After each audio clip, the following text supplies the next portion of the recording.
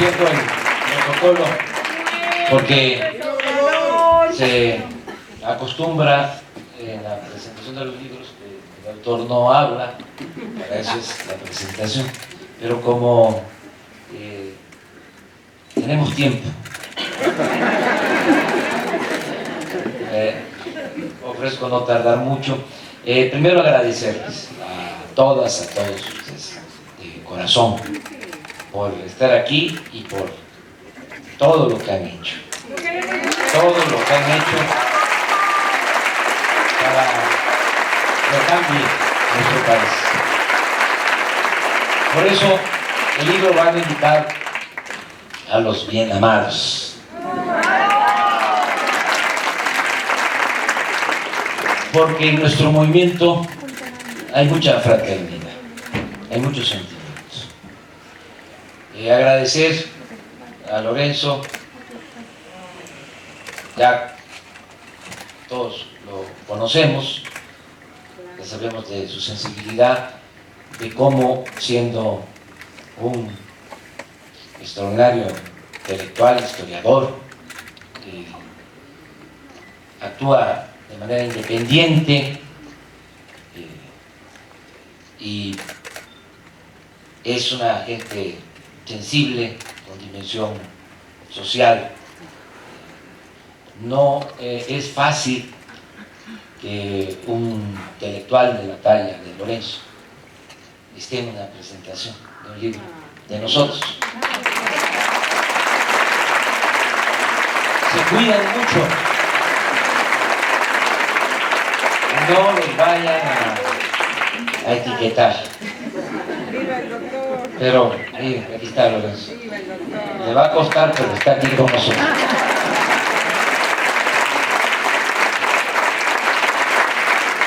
Jaime, nuestro querido amigo, pues como lo comentó, estuvo también en la presentación del libro Entre la historia y la esperanza hace 16 años. Ese libro se escribió en 1995 y Pedro Miguel, pues lo han escuchado ustedes, es uno de los hombres más inteligentes de este país.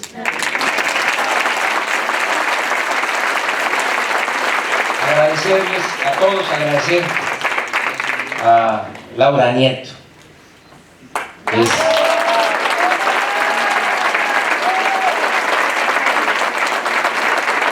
la que me ayuda desde hace muchos años en las tareas de la oficina.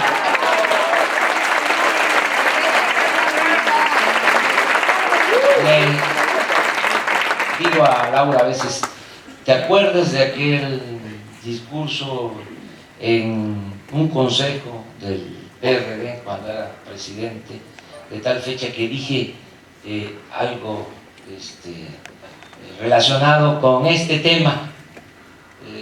¿Podrías ver si lo consigues? Voy a ver. ¿Es este? Sí, es este. Este es lo que quería. Y así, muchas cosas. Me ordena, me ayuda mucho. Es la primera vez que lo digo, pero es de gran apoyo. Laura Nieto.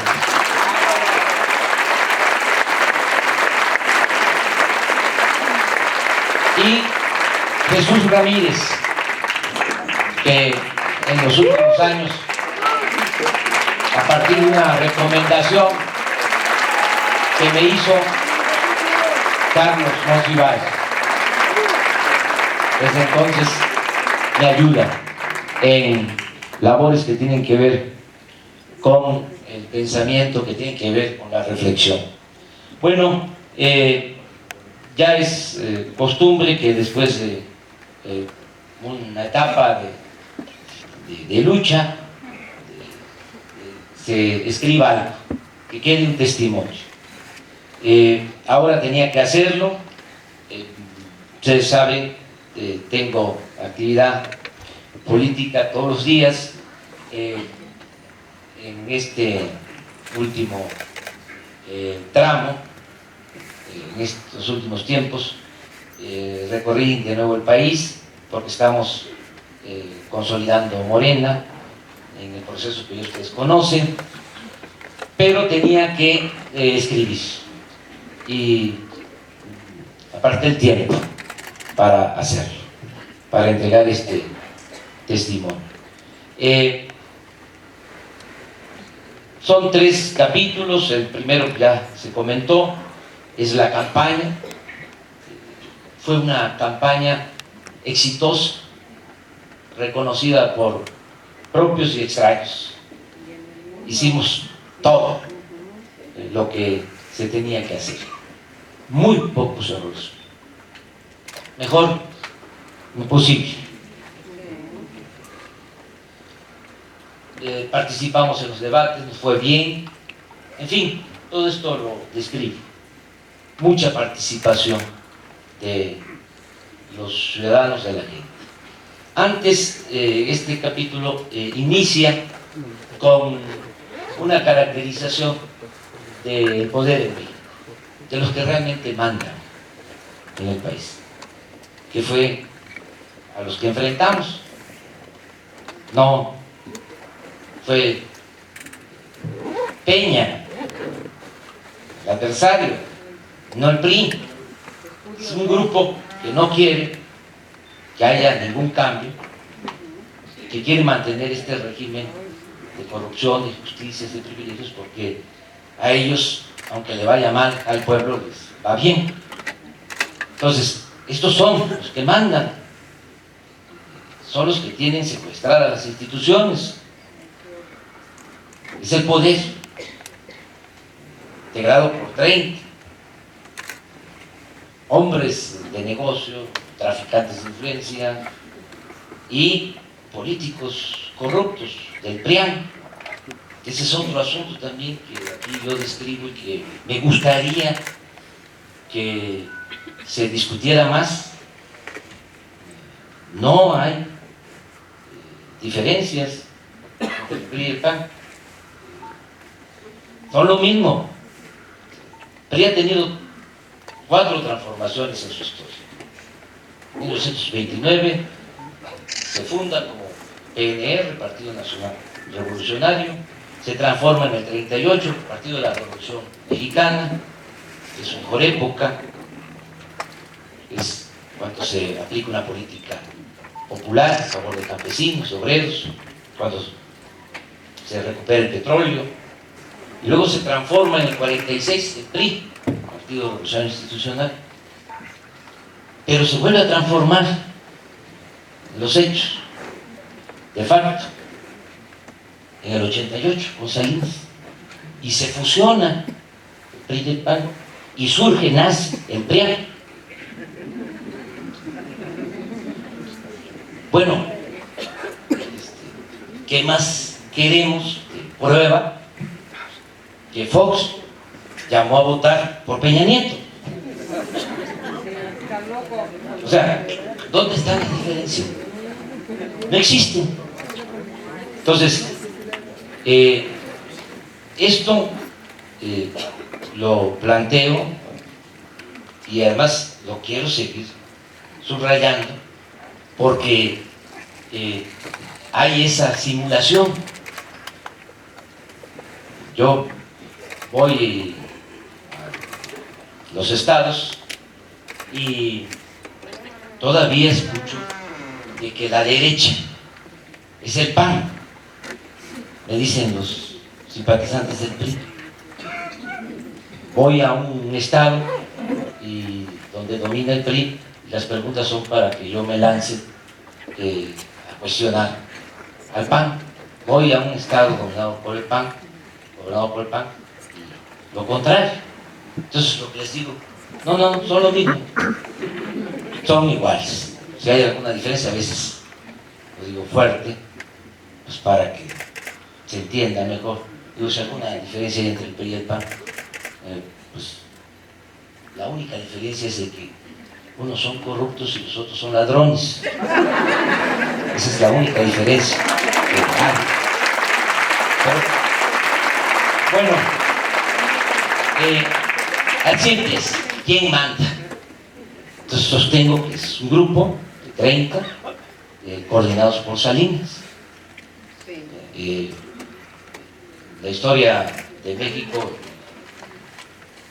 Turner, de México Bárbaro, hablaba de que el porfiriato era la dictadura unipersonal más perfecta del mundo. Todo es perfecto. Lo usa por primera vez Turner.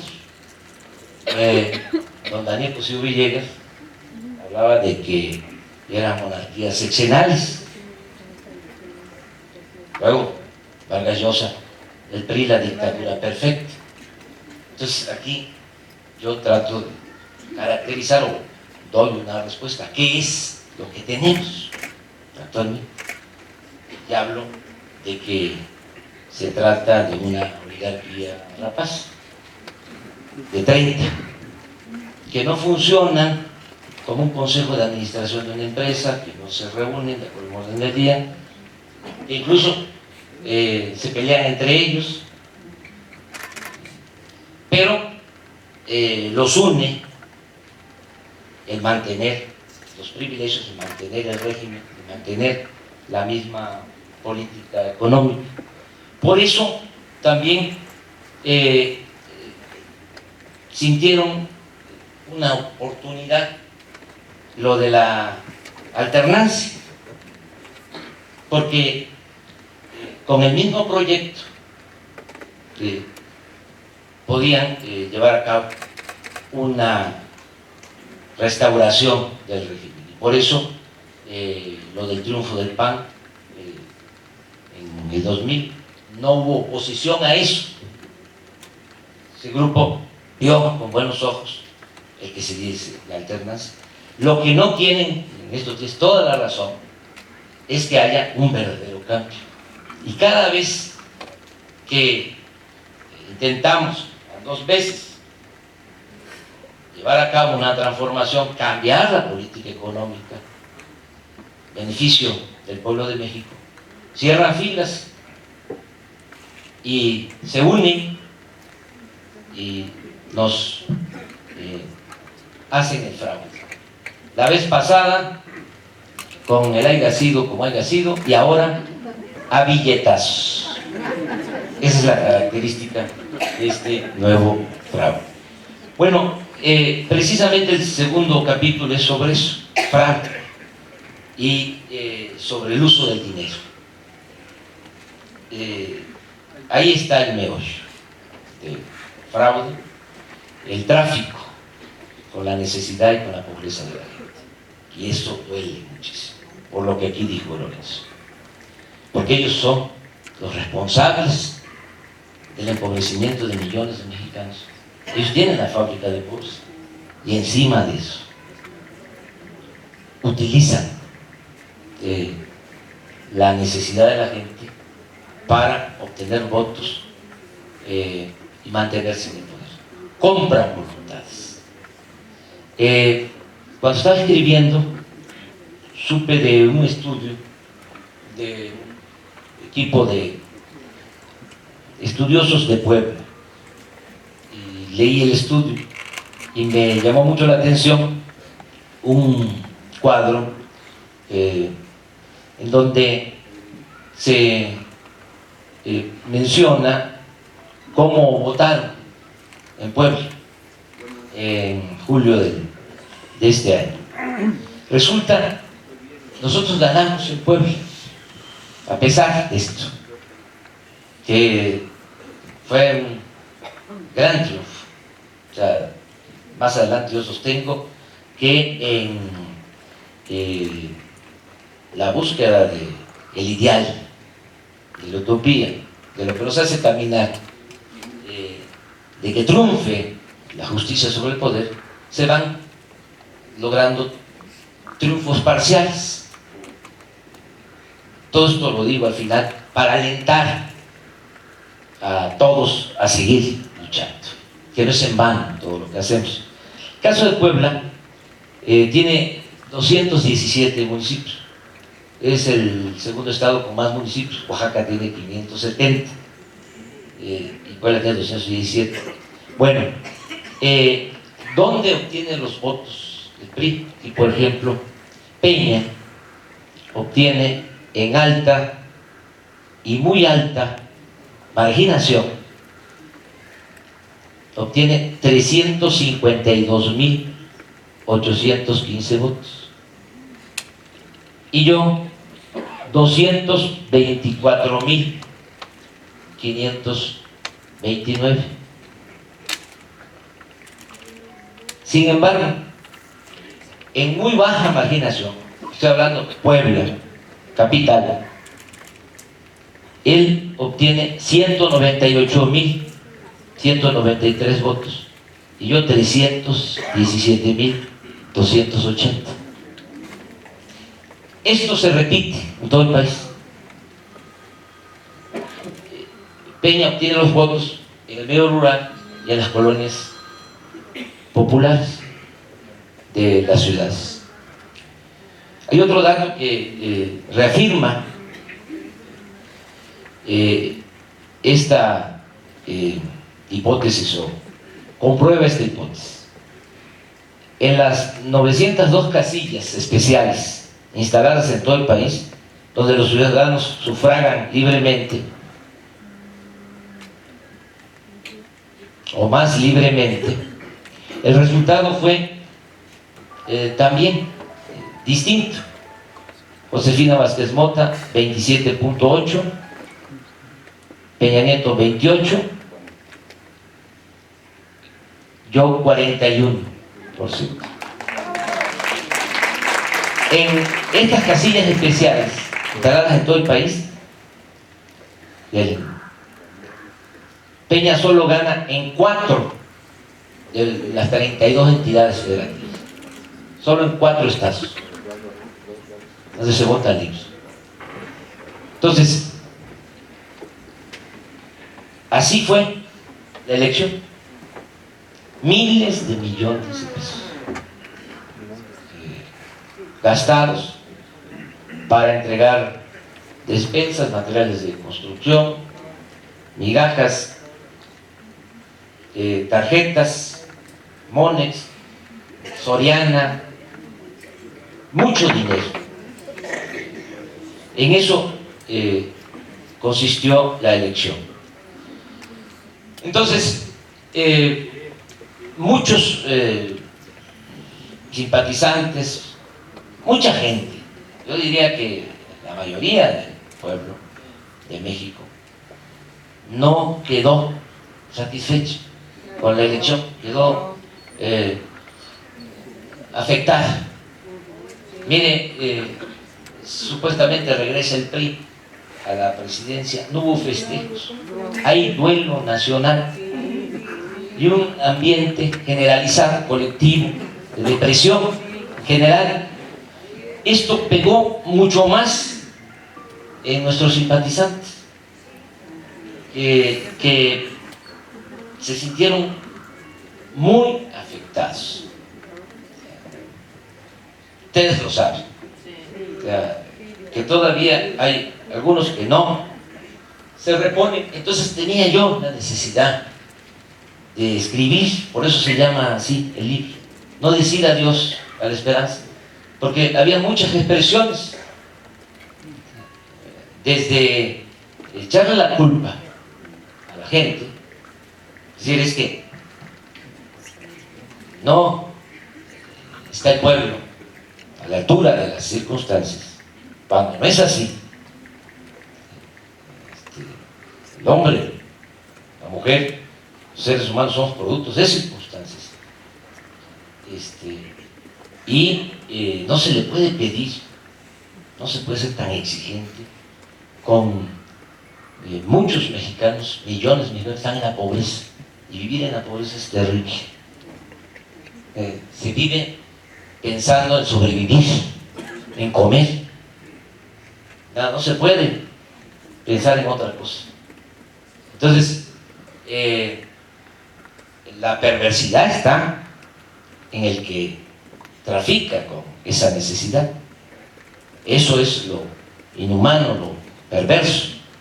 Entonces, porque había expresiones de ese tipo, de la gente, casi para que llegáramos el dicho que no comparto, de que el pueblo tiene los gobernantes que merece. No, no es así, hay que entender las cosas. Lo otro que hay que entender es que son procesos lentos, que llevan tiempo. Si se tratara de llegar al gobierno para mantener el mismo régimen, sería relativamente fácil. Pero lo que buscamos es una transformación. Lo que buscamos es el triunfo de la justicia sobre el poder. Y esto implica fatigas y confrontación política y lleva tiempo. Y yo siempre creo que para ubicarnos en lo que es nuestro objetivo, tenemos que pensar que solo han habido 3 transformaciones en la historia de México: la independencia, la reforma, la revolución. Y si analizamos cada uno de estos procesos, aquí está el doctor Semo y otros historiadores, fueron muy complicados. Aquí hablo de que Hidalgo proclama la abolición de la esclavitud en 1810 y la esclavitud en México es abolida en 1914, más de 100 años después. O sea, no cambia en todo un siglo la estructura de dominación. Sí se avanzó, porque tampoco, y aquí lo digo, hay que ver estos procesos nada más en función de las reivindicaciones sociales, económicas o políticas. Hay que ver también que estos procesos son fecundos en cuanto a la creación de un pensamiento, de las ideas. ¿Por qué es abolida la esclavitud de 1914? Porque estaban a punto de tomar el Palacio Nacional, Villa y Zapata. O sea, queda la idea y hay una continuidad sobre eso. La reforma misma, 30 años. Y luchas internas, invasiones extranjeras. El ideal maderista, la democracia. ¿Hay democracia en México? Entonces, son procesos que tenemos que ver así. ¿Cuánto quisiéramos que nos llevara poco tiempo y que no hubiese tantas fatigas? Bueno, yo he planteado por eso que debemos de pensar que no es en vano lo que hacemos. Es decir, a ver, tenemos una idea, una utopía, caminamos hacia allá, pero en el caminar vamos organizando a la gente, vamos creando conciencia, que eso para mí es lo más importante, y aquí lo planteo, porque cuando cambia la mentalidad del pueblo cambia todo. Ahora, lo vimos, no es poca cosa 16 millones de votos libres. Se avanzó muchísimo. ¿Y cómo logramos eso? Con el trabajo de concientización. Todos ayudaron. Los jóvenes fuimos testigos del surgimiento del movimiento estudiantil de nuestra época. Su aportación fue extraordinaria. Ahora sí, se organizan o no se organizan, ya lo que aportaron fue de primer orden. Ya lo que aportó el movimiento 132 fue fundamental. Bueno, movieron a muchos, hicieron reflexionar a muchos, convencieron a sus padres, maestros que convencieron a sus alumnos, médicos que en sus consultorios convencieron a sus pacientes. Tengo muchísimos testimonios de eso. Es un proceso. Si se tratara de buscar una transformación por la vía armada, ojalá no me vayan a sacar de contexto esto como lo hicieron la campaña, no sería necesario un trabajo de concientización colectiva, porque pues, se requiere para una guerrilla, para una revolución, pues que haya una vanguardia. Y esto significa que no es todo un pueblo, es un grupo consciente. Pero nosotros queremos una transformación por la vía pacífica. Y esto exige de un pueblo entero consciente. Claro, yo respeto mucho la otra vía, no la comparto. Yo creo que la vida nuestra es la mejor, porque significa menos sacrificio. La violencia no destruye el autoritarismo, lo perpetúa. Y muchas veces en los procesos armados, como se trata de una vanguardia, como no va el acompañamiento de todo un pueblo, hay desviaciones, se echan a perder los dirigentes y no se logran los propósitos de transformación. Si trabajamos más en la concientización masiva, la educación de todo un pueblo, tenemos más posibilidad de que lo que se logre perdure, sirva. Y estamos pensando en eso, pensando en un cambio para varias generaciones. Eso es muy interesante lo nuestro. La concientización, el que podamos darle continuidad al trabajo de concientización. Ahora con Morena es uno de mis planteamientos, una campaña nacional de concientización por todos los medios, y que lleguemos a la conclusión de que no es en vano. En el peor de los casos vamos limpiando el camino, vamos avanzando en la tarea, y las nuevas generaciones ya no van a padecer tanto. En la historia de México, la historia de la humanidad, 3 años, 6 años, 12 años, 20 años, son un suspiro. Y para que no tengamos ya tanta preocupación por el tiempo, pues, ¿por qué no asumimos de que podemos ser felices buscando la felicidad del otro, del prójimo? Si lo asumimos como algo existencial, lo que decía Pedro, de que hay algo más importante en la vida que buscar la felicidad del prójimo. No hay nada más importante. Además, como termina el libro, la vida es demasiado corta para desperdiciarla en cosas que no valen la pena. Y esto sí vale la pena. Es como cuando se va caminando hacia un lugar y se pregunta ¿cuánto falta para llegar? ¿Cuál es la mejor respuesta? Tú sigue caminando. Entonces, ánimo, para eso se escribió este libro.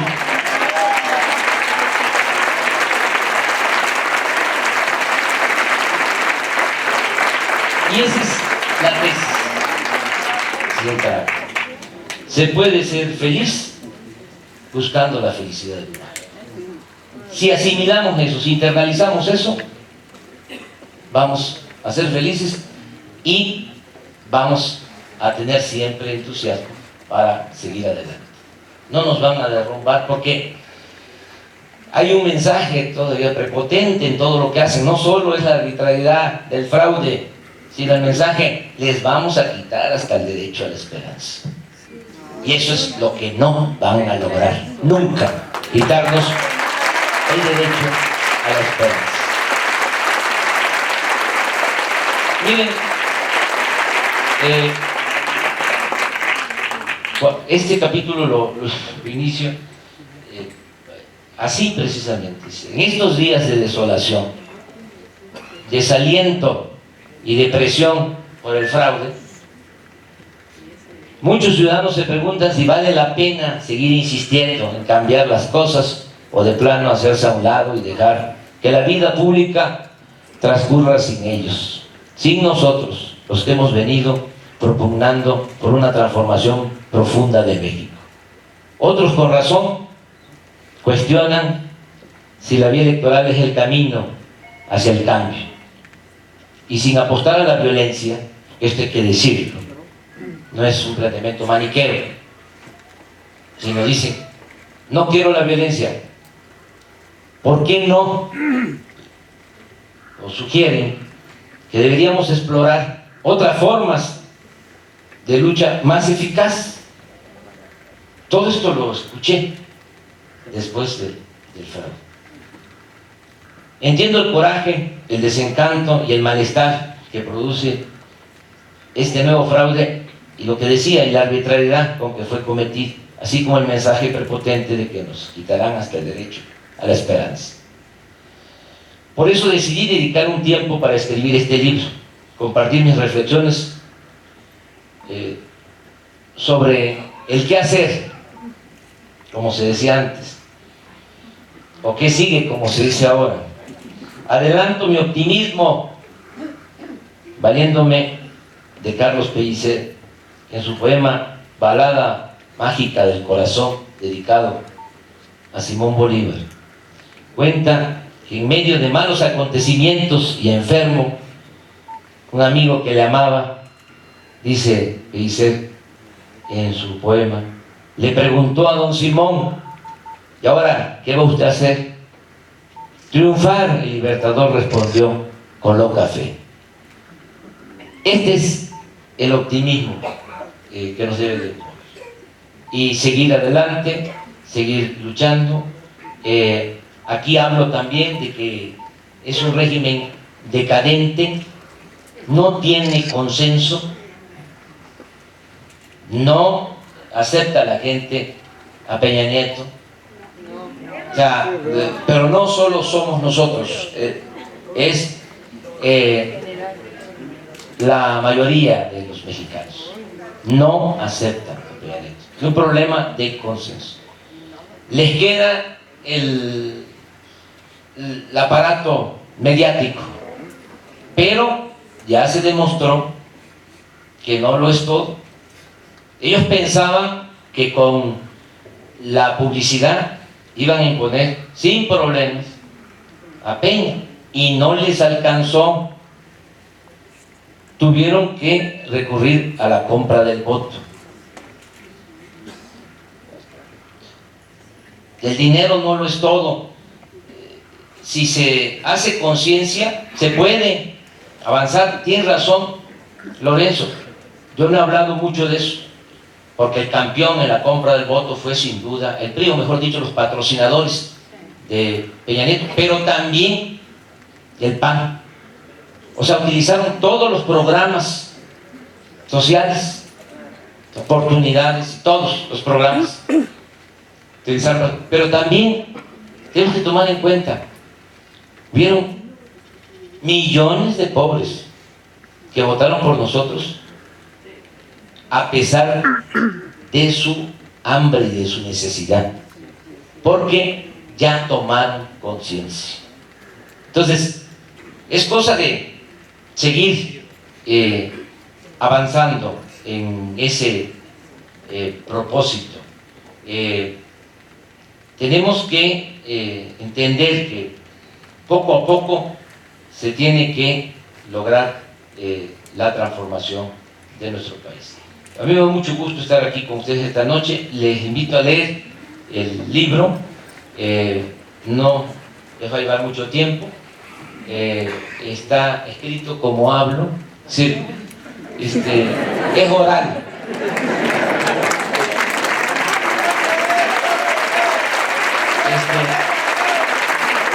Y vamos a seguir adelante. Pues muchísimas gracias y muy buenas noches.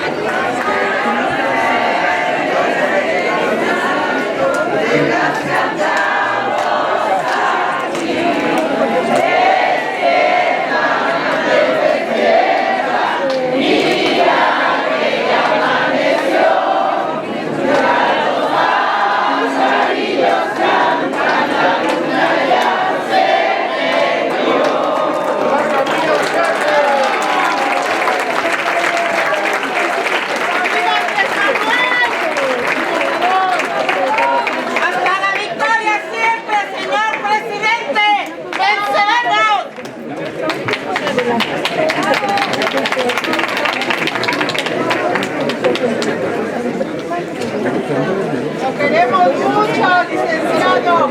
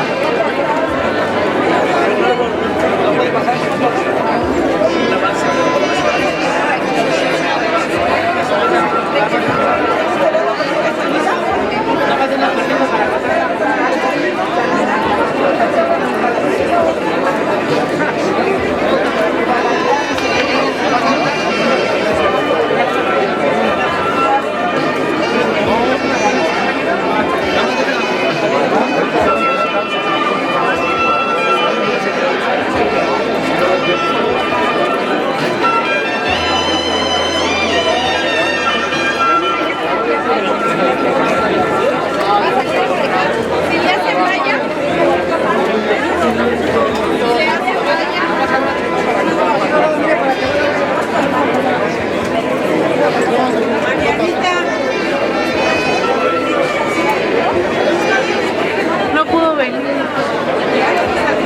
Sí, señorita, gracias.